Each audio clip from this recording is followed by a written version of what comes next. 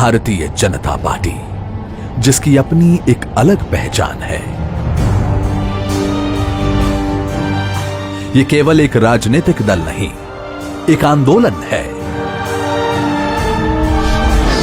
विचारधारा जिसका प्राण है, जिसके सिद्धांतों में निष्ठा है, जो भारतीय संस्कृति के गौरवशाली अतीत से प्रेरणा लेते हुए मां भारती को परम वैभव की ओर ले जाने को संकल्पबद्ध है। भाजपा एक आंदोलन।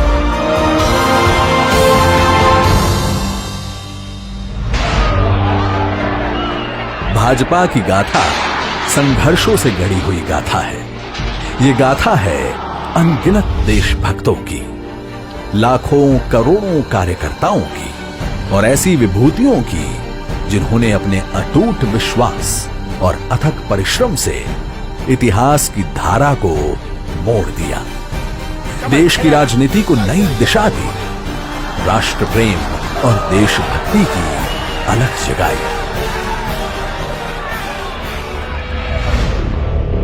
स्वतंत्रता के पश्चात जब नेहरू लियाकत पैक्ट पर हस्ताक्षर हुए, तब तत्कालीन प्रधानमंत्री नेहरू ने पाकिस्तान में रह गए हिंदुओं की जिम्मेदारी से मुंह मोड़ दिया। तब से उद्वेलित होकर डॉक्टर श्री श्यामा प्रसाद मुखर्जी ने नेहरू मंत्रिमंडल से त्यागपत्र दे दिया। नेहरू के पाश्चात्य प्रेम से ऐसी नीतियां बनने लगी जिनमें भारतीय संस्कृति सुरक्षित नहीं रह सकती थी। कांग्रेस गांधीवाद को विस्मित कर नेहरूवाद के रास्ते पर चलने लगी। डॉक्टर मुखर्जी और कई अन्य राष्ट्रवादी नेताओं ने इस खतरे को भांप लिया। एक नए राजनीतिक दल की आवश्यकता महसूस की जाने लगी और इस तरह 1951 को स्थापित हुआ भारतीय जनसंघ।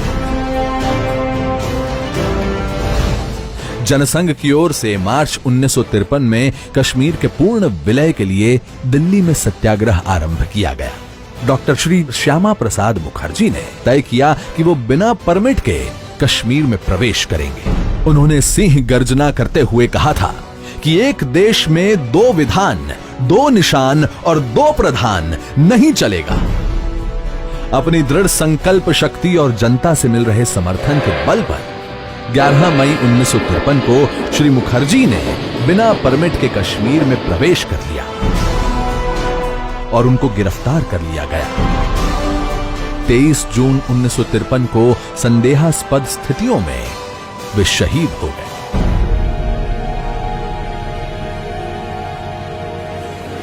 देश में शोक की लहर दौड़ गई। मुखर्जी के बलिदान का असर यह हुआ कि 9 अगस्त को शेख अब्दुल्ला को जम्मू कश्मीर के प्रधानमंत्री के पद से हटाकर बंदी बना लिया गया और जम्मू कश्मीर के लिए परमिट व्यवस्था को खत्म कर दिया गया। 1947 में देश को ब्रिटिश हुकूमतों से तो आजादी मिल गई, लेकिन देश के कई हिस्से ऐसे थे जिन पर अभी भी विदेशी ताकतों का कब्जा था। इन क्षेत्रों की मुक्ति के लिए पार्टी ने गोवा मुक्ति आंदोलन चलाया, पौंडीचेरी दादर हवेली की स्वतंत्रता के लिए अभियान चलाया, पश्चिम बंगाल के बेरुबारी को पाकिस्तान के हाथों में सौंपने का तीव्र विरोध किया, कच्छ समझौते के विरुद्ध आंदोलन किया और गौ हत्या के विरुद्ध अभियान चलाया। वर्ष 1965 में पाकिस्तान ने छल पूर्वक भारत पर हमला कर दिया और कच्छ के कंजर कोट समेत कई इलाकों पर कब्जा कर लिया। जनसंघ ने इसका विरोध किया और देश भर से जुटे 5 लाख लोगों ने दिल्ली आकर फौज न हारी, कौम न हारी, हार गई सरकार हमारी का नारा दिया। जनसंघ के समर्थन से तत्कालीन प्रधानमंत्री लाल बहादुर शास्त्री को हिम्मत मिली और भारतीय सेना ने पाकिस्तान पर विजय पा ली। और इसके बाद देश में आया वो दौर जिसे भारतीय लोकतंत्र का सबसे स्याह दाग माना जाता है, आपातकाल।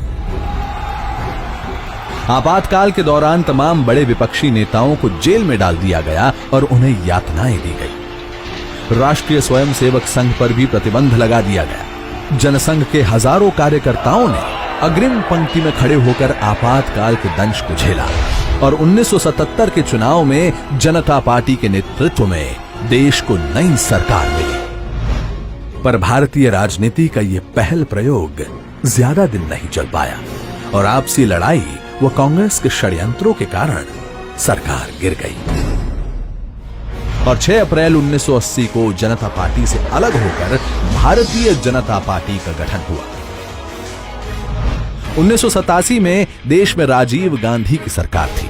बोफोर्स मामले में उनकी सरकार पर भ्रष्टाचार के आरोप लगे और शाहबानो केस ने उनकी अल्पसंख्यक वोट बैंक की राजनीति का पर्दाफाश कर दिया। 25 सितंबर 1989 को पंडित दीनदयाल उपाध्याय की जयंती के मौके पर श्री लाल कृष्ण आडवाणी ने गुजरात के सोमनाथ से राम रथ यात्रा शुरू की। देश के जिस भी भाग से ये यात्रा निकली, इसे अपार जन समर्थन मिला। इस यात्रा ने न केवल भारतीय जनता पार्टी की राजनीति को बदल कर रख दिया, बल्कि देश के भविष्य को भी एक नई राह दी। 1991 का वो दौर जब आतंकवाद अपने चरम पर था, उसी दौरान भाजपा ने कश्मीर के लाल चौक पर तिरंगा फहराने का निर्णय लिया। दिसंबर 1991 में भाजपा के तत्कालीन अध्यक्ष डॉक्टर मुरली मनोहर जोशी के नेतृत्व में एकता यात्रा निकाली गई। श्रीनगर के लाल चौक पर 26 जनवरी 1992 को तिरंगा फहराकर डॉक्टर जोशी ने भारत की एकता और अखंडता का संदेश दिया।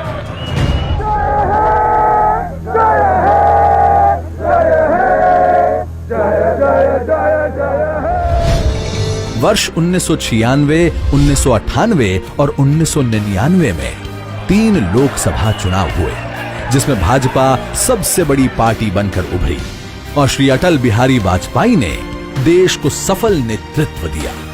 इसके बाद भाजपा को विपक्ष में बैठने का निर्णय मिला और भाजपा ने यहां भी एक सजग और जनता की आवाज उठाने वाले सशक्त विपक्ष की भूमिका निभाई। आज केंद्र और अनेक राज्यों में भाजपा और इसके गठबंधन की सरकारें अंत्योदय एवं एकात्म मानववाद के आधार पर जन कल्याण के कार्य कर रही है।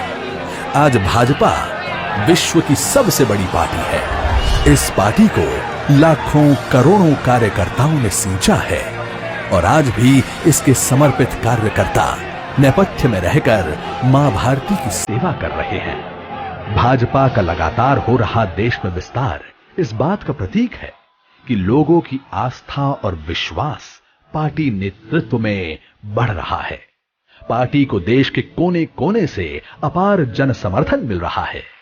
भारत के यशस्वी प्रधानमंत्री श्री नरेंद्र मोदी भी अनेक अभिनव व लोक कल्याणकारी योजनाओं के माध्यम से पार्टी के अंत्योदय के प्रण को पूर्ण करने की दिशा में आगे बढ़ रहे हैं।